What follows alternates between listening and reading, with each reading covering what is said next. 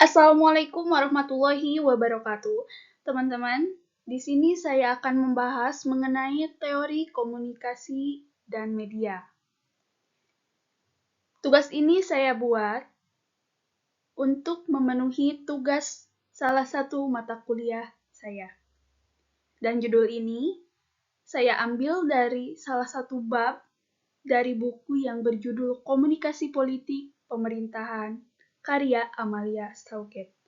Oke, sebelum lanjut, perkenalkan dahulu. Saya Sisri Widayanti dengan NIM 210222030.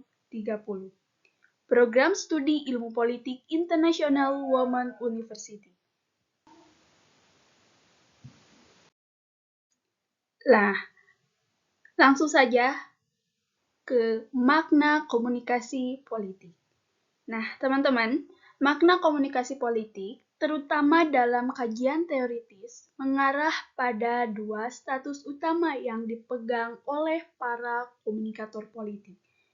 Yang pertama, terdapat komunikator politik yang menduduki struktur kekuasaan yang disebut sebagai komunikator elit berkuasa.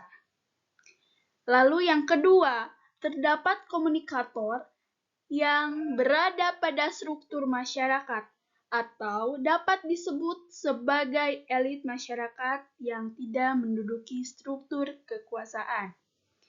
Nah, konsep ini pertama kali dianalisis secara sistematis oleh teoretikus Gaetano Mosca yang membagi masyarakat menjadi dua kelompok, yaitu kelompok elit dan kelompok massa. Nah, apa sih kelompok elit dan kelompok massa? Nah, baik saya jelaskan. Kelompok elit itu dianggap sebagai pemimpin yang memiliki fungsi utama. Sementara kelompok massa selalu berada dalam kelompok yang dipimpin. Artinya, kelompok elit itu berkuasa, punya kuasa, sedangkan kelompok massa itu tidak punya banyak kuasa, atau bisa juga disebut kelompok yang dipimpin atau yang dipimpin oleh kelompok elit.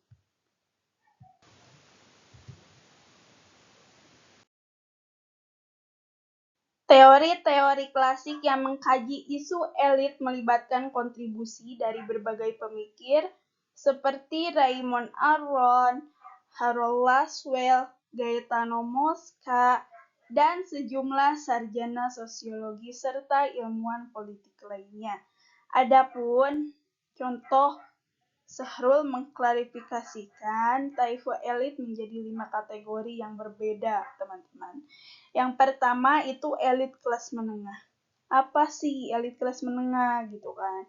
Teman-teman, elit kelas menengah itu kelompok elit yang berasal dari kalangan kelas menengah seperti pedagang, tukang, dan beberapa golongan minoritas keagamaan atau kebangsaan. Yang kedua, elit dinasti. Elit dinasti ini merupakan kelompok elit yang memiliki hubungan keturunan atau dinasti yang kuat. Yang ketiga ada pejabat kolonial. Elit ini terdiri dari para pejabat yang memegang peranan penting dalam administrasi kolonial. Terus yang keempat, kaum intelek revolusioner. Elit ini terdiri dari individu-individu yang memiliki latar belakang intelektual serta terlibat dalam gerakan revolusioner atau perubahan sosial, teman-teman. Nah, yang terakhir, pemimpin-pemimpin nasional. Nah, elit ini terdiri dari individu yang memainkan peran utama dalam kepemimpinan nasional. Mereka berasal dari berbagai lapisan masyarakat, termasuk kelompok elit lainnya, dan memiliki pengaruh besar dalam pembentukan nasional.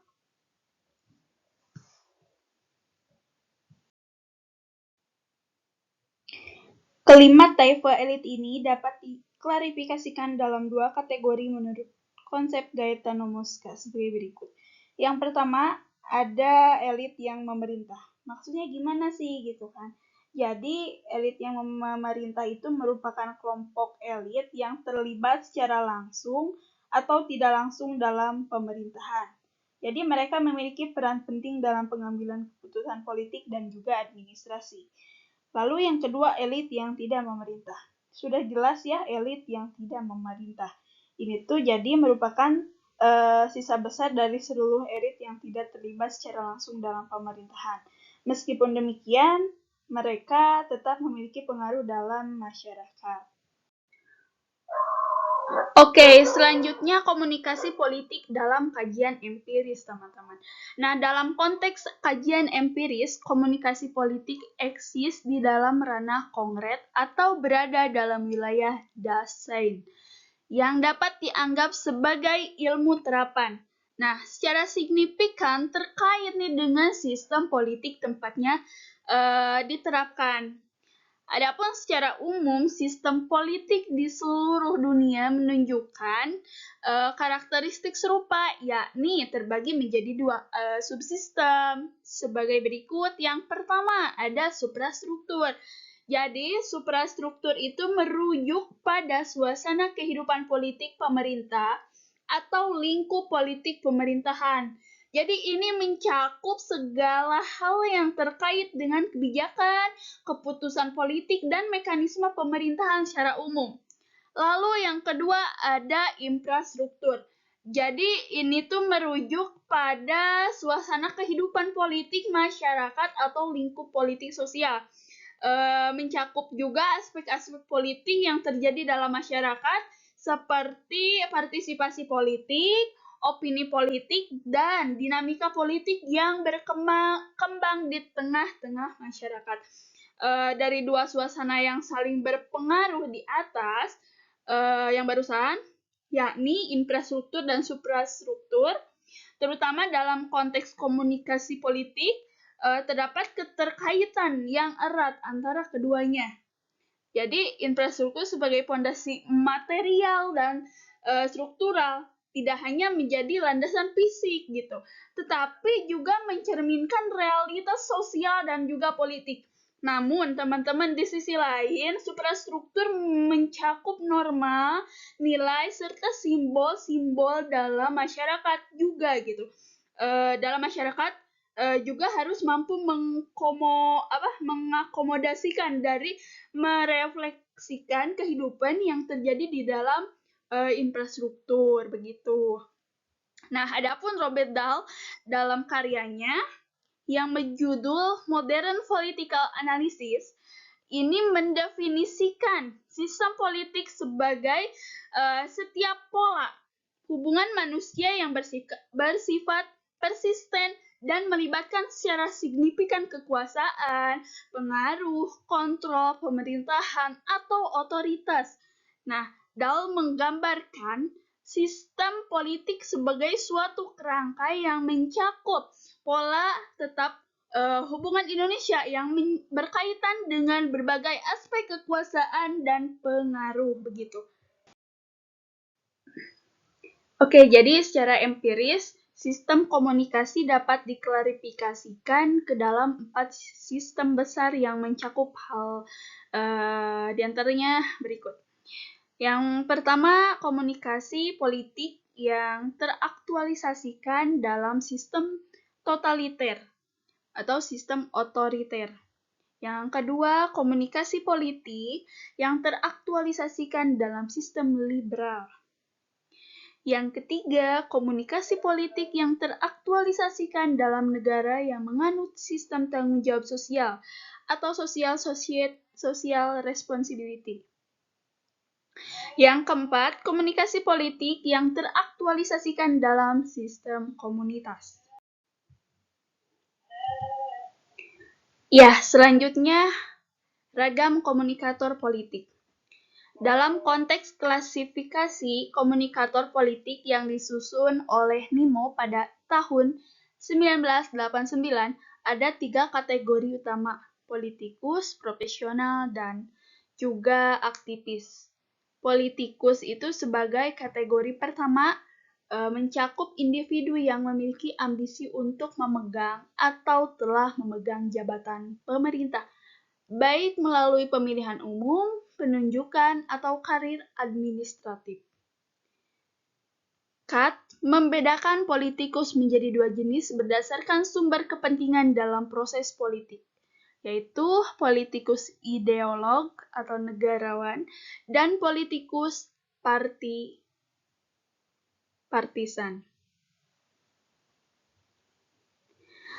Politikus ideolog cenderung lebih fokus pada perjuangan untuk kepentingan bersama atau publik, teman-teman. Seringkali menetapkan tujuan kebijakan yang lebih luas, berusaha mendorong reformasi dan mendukung perubahan revolusioner jika dianggap bermanfaat bagi bangsa dan negara. Ya, informasi politik dari media, teman-teman. Media berita memiliki peran yang sangat signifikan dalam menyampaikan informasi politik kepada masyarakat umum. Media berfungsi sebagai perantara penting yang mentransmisikan berbagai kabar politik kepada audiens yang luas. Dalam dinamika komunikasi, seringkali terjadi aliran gagasan dua tahap yang dimulai dari media massa menuju pemuka pendapat, selanjutnya dari pemuka pendapat tersebut ke bagian penduduk yang mungkin kurang aktif secara politik.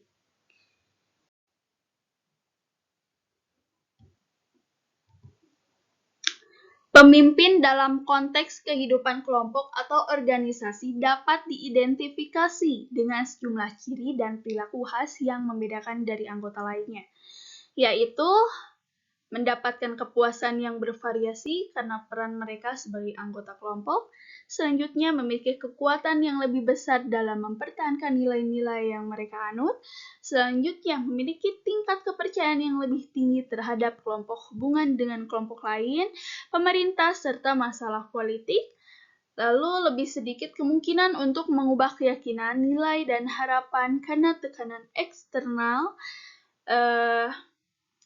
lebih mungkin membuat keputusan yang didasarkan pada keyakinan, nilai, dan harapan sebelumnya, serta lebih berfokus pada masalah khususnya yang terkait dengan perolehan materi dibandingkan kepuasan emosional atau pertanyaan yang penuh emosi.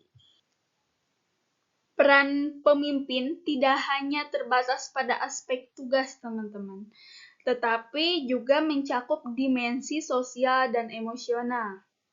Pemimpin juga tidak hanya menetapkan dan bekerja untuk mencapai tujuan kelompok secara efisien, tetapi juga terlibat dalam kegiatan berorientasi orang yang melibatkan perhatian terhadap yang namanya kebutuhan dan keinginan pengikut atau bisa dibilang bawahan gitu. Penciptaan hubungan pribadi yang positif, pengembangan saling percaya, upaya memperkuat kerjasama, serta pencapaian solidaritas sosial begitu. Mungkin sedikit kesimpulan dalam konteks komunikasi politik, menjadi pemimpin politik memerlukan yang namanya perilaku yang sesuai dengan harapan masyarakat terhadap seorang pemimpin gitu. Para pengikut cenderung mengaitkan kepemimpinan dengan individu yang memenuhi definisi tentang yang namanya karakteristik seseorang pemimpin yang ideal gitu. Ya, itu yang dapat saya sampaikan, teman-teman. Mudah-mudahan ilmunya bermanfaat bagi yang menonton. Jangan lupa like, subscribe, dan komen. Terima kasih. Wassalamualaikum warahmatullahi wabarakatuh.